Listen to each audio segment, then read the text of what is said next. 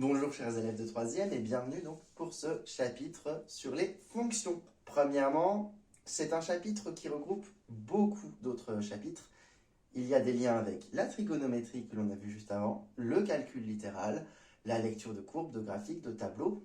Bref, c'est un chapitre un petit peu fourre-tout mais qui permet d'approfondir et de faire des liens entre les choses. Premièrement, à quoi servent les fonctions? Je mets quelques exemples de ici 3 éléments, on va dire, qui sont liés aux fonctions. Vous pouvez remarquer à gauche un thermomètre dont la température est amenée à varier au cours du temps. Si vous regardez une petite barre de temps au-dessus, et la température varie au cours du temps. On ne sait pas trop comment, ça monte, ça descend, on n'en sait pas grand-chose de plus pour l'instant. Vous pouvez remarquer aussi une barre de chargement qui se charge très vite au début, et qui, au cours du temps, finit par ralentir un petit peu. Je pense que vous connaissez ça, c'est toujours le stress de se dire « mais va-t-elle arriver au bout ?» Voilà, on a aussi donc cette barre de chargement, et vous avez une jauge d'endurance tirée dans certains types de jeux, qui visiblement fait des allées et venues, on voit que ça monte, ça descend, d'une façon qui est un peu différente de la barre de chargement et de la température. Alors quel est le point commun entre ces trois choses? C'est que la température, le chargement ou la jauge d'endurance varient toutes les trois en fonction du temps. C'est-à-dire que la façon dont ça varie dépend du temps auquel on est. C'est logique, hein, ça varie en fonction du temps, ça évolue dans le temps. Et donc, derrière ces trois données-là se cachent en réalité des fonctions. Je vous les affiche tout de suite. Ici, ce que j'ai affiché, ce n'est pas réellement la fonction. La fonction, elle est compliquée. Voilà. Mais ce que j'ai affiché, ce sont les courbes, les représentations des fonctions par des graphiques. Et si vous regardez bien, pour le thermomètre, vous voyez que ça varie, mais il y a une forme de répétition de la variation. Si on regarde la barre de chargement, ça monte, ça monte, ça monte, de moins en moins, ça finit par se rapprocher. En vrai, ça n'atteint jamais, mais ça se rapproche d'un plateau. Là aussi, vous avez donc une courbe qui varie, et en fait, c'est représenté par une fonction. Et pour la jauge d'endurance, vous voyez aussi que comme le thermomètre, ça oscille, mais il y a tout de même une augmentation dans les oscillations au bout. Et donc ça, quand on étudie les fonctions, ça permet potentiellement de prédire ce qui va se passer plus tard. Le thermomètre, par exemple, on peut prédire que visiblement, la température ne va pas arrêter de faire des boucles comme ça, toujours les mêmes. La jauge d'endurance, on a l'impression à voir la variation si on arrive à étudier plus précisément que ça va continuer d'osciller, mais ça va petit à petit augmenter. Voilà, la barre de chargement, elle, ça a l'air d'être la plus facile à prédire, ça a l'air de se stabiliser et c'est tout. Eh bien, figurez-vous que ces courbes, ces façons d'évoluer, etc., sont en réalité représentées, modélisées par des fonctions. C'est-à-dire que derrière ça, il y a une notion qui s'appelle la fonction qui se cache derrière. On explique. Une fonction, l'objectif, comme toutes les maths, c'est de simplifier le monde. Le monde en maths, il est extraordinairement compliqué. Le mouvement des planètes, les atomes, le mouvement des atomes. Est-ce qu'on peut savoir où est une particule à un instant T? Le nombre de particules dans le monde qui évolue dans tous les sens. Les difficultés de la météorologie, le cours de la bourse qui n'arrête pas de changer. Toutes ces choses-là, c'est des choses extraordinairement compliquées. Et les maths ne font rien d'autre qu'essayer de simplifier ces choses-là pour les étudier. Eh bien, les fonctions, elles vont simplifier les machines du monde. Tout ce qui... Alors, ça peut être des machines d'ingénierie, comme une machine à café, mais de façon plus générale, les fonctions vont essayer de simplifier, de représenter, de modéliser tout ce qui agit, tout ce qui modifie des choses, tout ce qui varie, tout ce qui fait varier des choses, et tout ça dans le but de les étudier. Alors forcément, dit comme ça a l'air extraordinairement compliqué. Mais on va voir, les choses se simplifient quand même. On commence par une définition. Une fonction, c'est une machine. Alors une machine avec des guillemets, hein, c'est une machine de l'esprit, qui, à chaque fois que l'on lui donne un nombre en entrée, ce nombre pourra changer bien sûr, mais quand on lui donne un nombre précis en entier, la fonction fait une tambouille, qui peut être un calcul ou autre chose, et elle doit renvoyer un seul nombre en sortie. Ce nombre en sortie est souvent le résultat d'un calcul, justement. Alors là, j'ai représenté une fonction par une petite machine, dans laquelle, comme un boulanger, qui fait rentrer un nombre dans la machine, et la machine fait son petit calcul, et ça ressemble à un autre nombre. Ici, dans mon exemple, quand je rentre le nombre 3 dans ma machine, la machine me sort le nombre 7. Alors pourquoi 7? On ne sait pas. Mais on sait que cette machine, quand on rentre 3, elle sort 7. Dans mon exemple, dans des exercices du manuel, dans chaque exercice, elle sortira un autre nombre. Ce ne sera pas la même machine. Il y a des machines qui, quand on rentre 3, elles sortent 9. D'autres qui, quand on rentre 3, elles sortent 10. Ou même des nombres à virgule et des nombres négatifs. Mais ma machine aujourd'hui, là, dans mon exemple, quand je rentre 3, elle sort 7. Alors on dira que 3, comme c'est un nombre qui était là avant, un nombre d'entrée, qu'on a mis en entrée, on l'appellera un antécédent. La fonction, c'est ma machine. Et 7, comme c'est un nombre qui est là en sortie, on appellera ça une image. On dira que 7, c'est l'image, que 3, c'est l'antécédent. On dira que 7 est l'image de 3 ou que 3 est un antécédent de 7. Alors, à chaque fois que vous étudiez les fonctions, vous n'allez pas faire un dessin d'une machine dans laquelle on rentre un nombre et on ressort un autre nombre. Ce serait trop long. Pour simplifier un petit peu l'écriture, vous voyez, on passe notre temps à simplifier les choses. Le nom de la machine, on va l'appeler f comme fonction. Et alors, première écriture, on peut mettre f 2 points pour dire voilà, ma fonction, ma machine, elle s'appelle f, 2 points, voilà ce qu'elle fait. Et on met le nombre en entrée, l'antécédent, à gauche, une flèche avec un trait un peu spécial qui va symboliser le fait que la fonction transforme mon nombre, et à droite de la flèche, le résultat de la transformation. Ma fonction transforme 3 en 7. Donc l'entrée, c'est 3, l'antécédent, c'est 3, et la sortie, c'est-à-dire l'image, c'est 7. Ça, c'est la première notation. La deuxième notation, qui doit vous rappeler quelque chose, parce que vous l'avez vu dans les probabilités, même si les probabilités, ce n'est pas vraiment des fonctions, mais que vous l'avez vu aussi dans la trigonométrie, vous savez, sinus parenthèse un angle, cosinus parenthèse un angle, tangente parenthèse un angle, eh bien, c'est cette notation avec des parenthèses. F parenthèse 3 égale 7. Ici, 3, c'est le nombre en entrée. 7, le nombre en sortie. Alors, on ne dit pas f parenthèse 3 égale 7 en vrai. On dit f de 3 est égal à 7. On lit f parenthèse 3 égale 7, c'est ce qu'on voit. Mais ce que l'on dit à voix haute, c'est f de 3 est égal à 7. Ça nous dit juste que quand je rentre le nombre 3, ma fonction me sort le nombre 7. Pour une petite symbolique, si vous rentrez de l'argent dans un distributeur, elle vous sort une canette. Eh bien, la notation mathématique, ce serait mettre distributeur, parenthèse, l'argent, fermez les parenthèses, égale canette. Pour dire que quand on rentre de l'argent dans un distributeur, ça sort une canette. Voilà, voilà. Entraînons-nous maintenant à la lecture orale. Ici, premier exemple, f pour lequel l'antécédent, enfin un antécédent c'est 3, et une image c'est 7. Quand je rentre 3, elle me sort 7. Comment on le lit à l'oral? On peut le lire f transforme 3 en 7, ou on peut le lire avec la notation juste avant, c'est-à-dire f de 3 est égal à 7. À ton tour. La deuxième, comment tu la lis? Mets en pause et lis-le. Tu pourras le faire pour chacun, hein, mettre en pause à chaque fois. C'est bon? C'est important que tu lises à voix haute.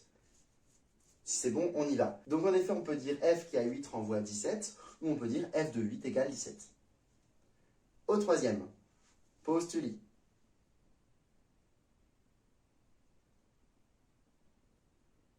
C'est bon? F qui a 1 renvoie à 3, ou f de 1 est égal à 3. Au suivant.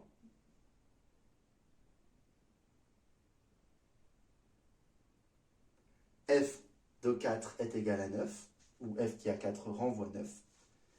Au suivant.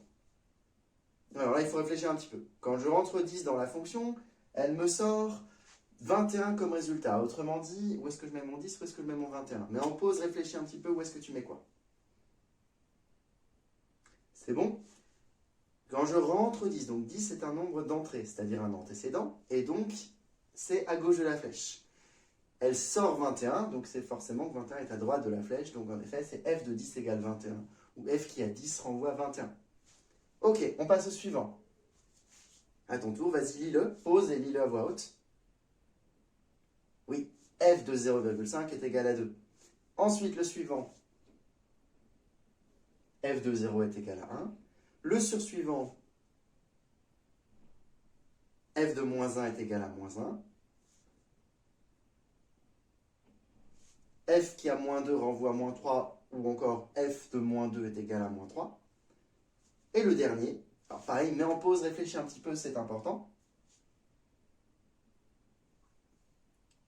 C'est bon?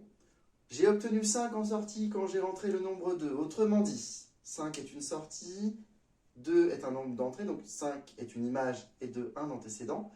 Ah bah oui, donc si 5 est une sortie, il doit être à droite du égal. Et le 2, si c'est une entrée, il doit être dans les parenthèses, puisque c'est ce qu'on met à l'intérieur. Autrement dit, f de 2 est égal à 5. On enchaîne. Petit point de vocabulaire super important. C'est le moment d'ouvrir grand les oreilles. Il y a vraiment tout le reste du cours, c'est d'appliquer ce qu'on va dire maintenant. On a déjà représenté les fonctions, même si on ne les a pas encore étudiées. Vous avez vu en début de vidéo qu'on pouvait utiliser des courbes pour représenter les fonctions. On verra plus tard qu'on pourra utiliser aussi des tableaux ou des formules ou une quatrième forme qu'on verra plus tard. Donc, au niveau vocabulaire, les entrées, on les appellera toujours antécédents. Voilà. Il se trouve que dans des graphiques, il y a l'axe horizontal, axe des abscisses, axe vertical, axe des ordonnées. Dans un graphique, les entrées sont toujours sur l'axe horizontal. Autrement dit, toujours sur l'axe des abscisses. Donc les entrées, les antécédents, c'est toujours les nombres qui sont gradués sur l'axe des abscisses, ce sont eux les antécédents. Évidemment, dans un tableau, ce sera toujours la première ligne du tableau qui donne les entrées. Autrement dit, les antécédents. Et ce sera représenté par la lettre X dans le tableau. On le verra. À l'inverse, la sortie, ça s'appelle toujours l'image. Et dans un graphique, elle est donnée par les graduations de l'axe vertical. Autrement dit, les graduations de l'axe des ordonnées. Dans un tableau, ces sorties, ces images sont toujours écrites sur la seconde ligne du tableau. Et comme notation, on appellera les images f de x. Alors pourquoi f de x?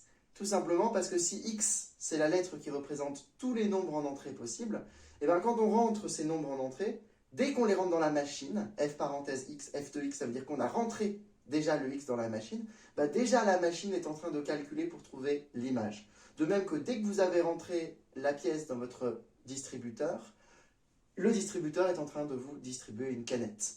Dès que vous avez rentré une capsule dans une machine à café, la machine à café se met directement en route pour vous donner la sortie, c'est-à-dire le café. Et bien là, c'est pareil. F de x, ça veut dire qu'on a déjà rentré x dans la machine et donc la machine est déjà en train de calculer la sortie. Donc f de x, c'est l'image. Maintenant, donc ça, c'est le vocabulaire à connaître. Savoir antécédent, première ligne du tableau, sur l'axe des abscisses, par la lettre x, etc., etc. Ça, c'est du vocabulaire à connaître. Maintenant, au niveau de la compréhension, 99% des erreurs de ce chapitre, c'est quand vous n'avez pas compris ce qui suit. Donc écoutez bien. Ça, c'est au niveau de la logique. Si on vous demande de trouver un antécédent dans un exercice, c'est forcément que ce qu'on vous donne, le nombre qu'on vous donne, c'est pas l'antécédent, c'est l'image. Et vice-versa, si on vous demande de trouver une image, c'est que le nombre qui vous a été donné est un antécédent. Est-ce que c'est clair? N'hésitez pas à réécouter ça plusieurs fois s'il le faut. Alors, ça peut arriver que vous soyez complètement perdu, que vous n'arriviez pas à savoir ce qu'on me demande, est-ce que c'est antécédent l'image, parce que le vocabulaire, la façon dont est tournée la question ne vous aide pas.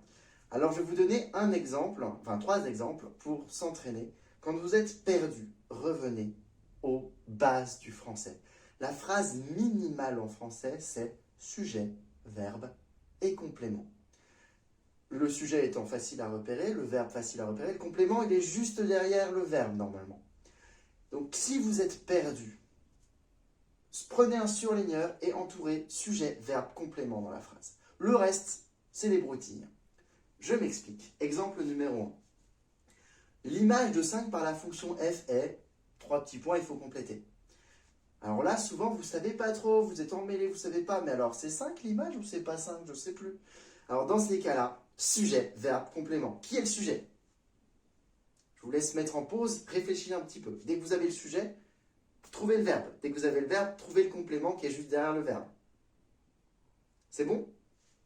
Sujet, l'image. Verbe, est.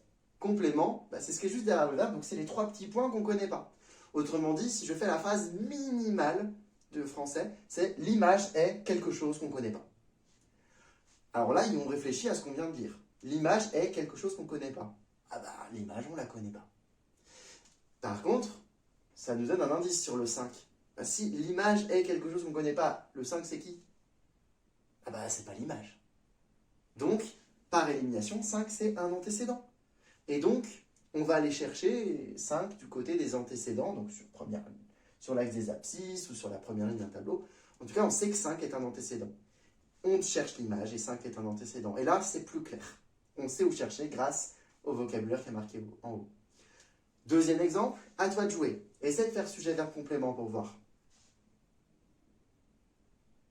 C'est bon? Ok. Un antécédent de 19 par la fonction h est quelque chose. Phrase minimale, sujet, un antécédent, verbe est, complément, juste après le verbe, 3 petits points, on ne sait pas. Autrement dit, un antécédent est quelque chose qu'on ne sait pas. Ah ben dans ce cas-là, c'est clair. Un antécédent, on ne le connaît pas. Mais, par élimination, si l'antécédent ne le connaît pas, 19 c'est qui? Eh bien 19 c'est l'image.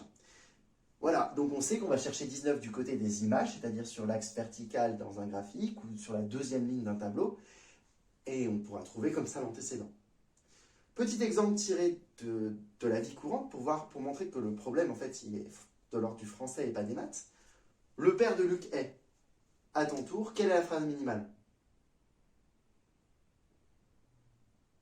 C'est bon? Tu l'as? Et en pause s'il le faut? C'est important?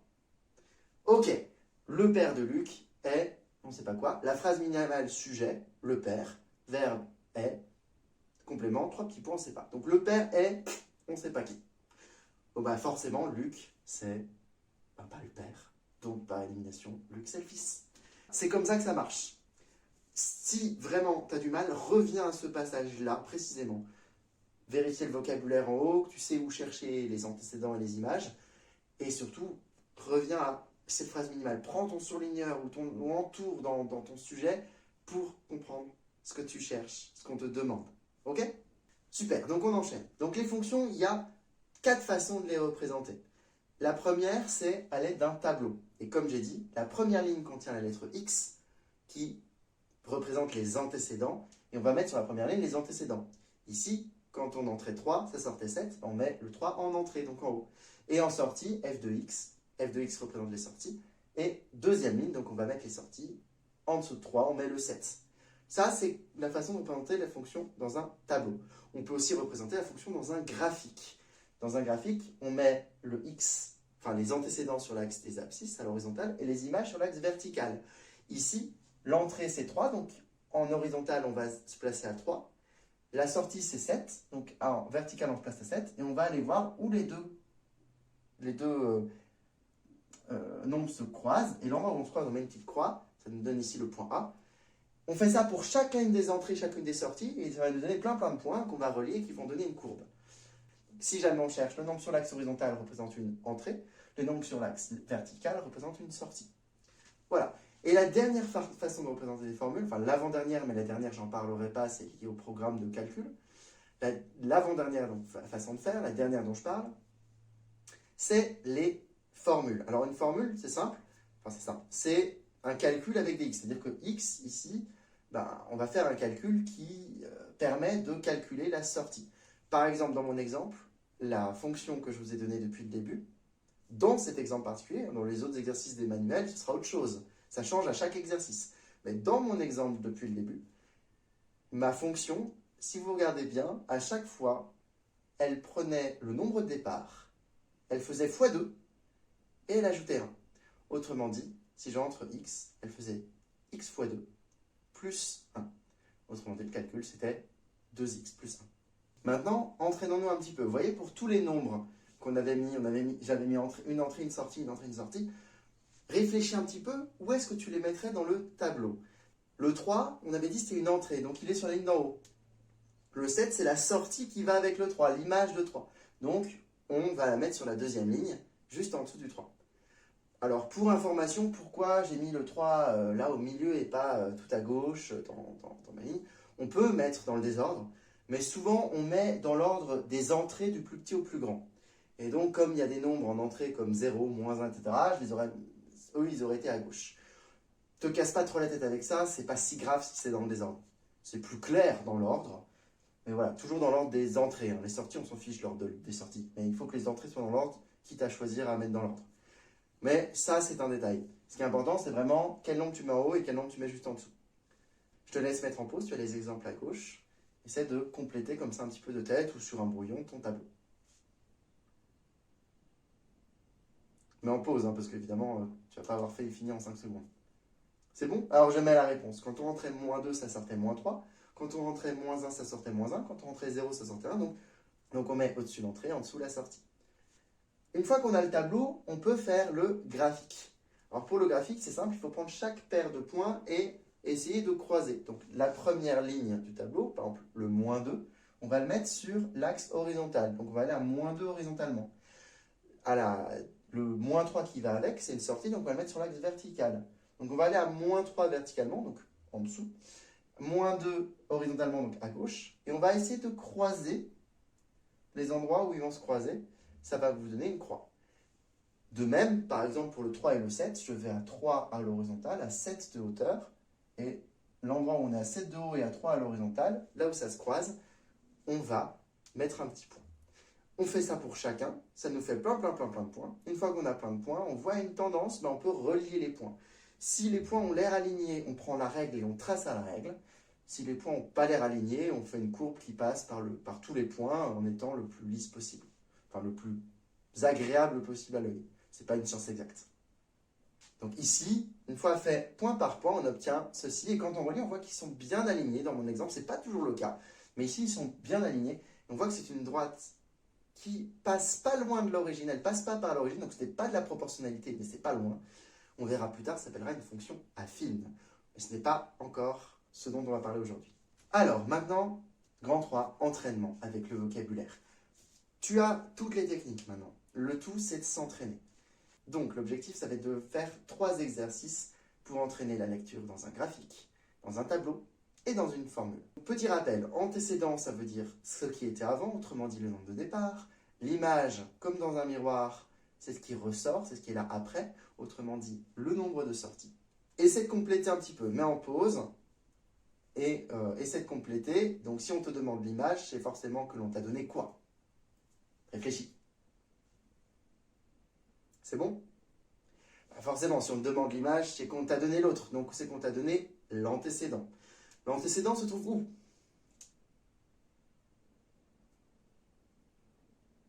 Sur l'axe des antécédents, entrée. Sur l'axe des abscisses à l'horizontale. Dans un graphique. Et dans un tableau, c'est quelle ligne? La première ou la deuxième? Antécédent, entrée. C'est la première ligne. Et c'est représenté par soit la lettre X, soit f de x, à ton avis. Les entrées, les antécédents, x ou f de x. C'est bon? C'est représenté par x. A l'inverse, si on te demande un antécédent, c'est forcément que l'on t'a donné quoi? Réfléchis, mets en pause. C'est bon? Si on te demande un antécédent, c'est qu'on t'a donné l'autre. Donc on t'a donné l'image. Qui se trouve où? Se trouve sur l'axe des ordonnées, tout à fait, dans un graphique. Et donc, dans un tableau, ce serait sur la première ou deuxième ligne? Réfléchis. Sur la deuxième ligne. La deuxième, c'est toujours pour les sorties. Donc, l'image, sortie, deuxième ligne du tableau. Et c'est représenté par quoi? Lettre X ou f de x? Réfléchis quelques instants. C'est bon? Par f de x. Alors tout simplement parce que la lettre x, c'est pour les entrées. Et f de x, c'est l'idée que dès qu'on rentre x à l'intérieur de la machine f de x, ça veut dire qu'on a rentré x dans le f, dès qu'elle est rentrée, la machine est déjà en train de calculer la sortie. De même que quand on met de l'argent dans un distributeur, dès que l'argent est déjà mis dans le distributeur, hop, le distributeur est déjà en train de sortir la canette. Et de même, si on met une capsule dans une machine à café, dès que la capsule est mise, hop, la machine commence déjà à sortir le café. Et donc, f de x, si on a rentré le x, il est déjà en train de sortir le résultat. Donc f de x, c'est pour les sorties.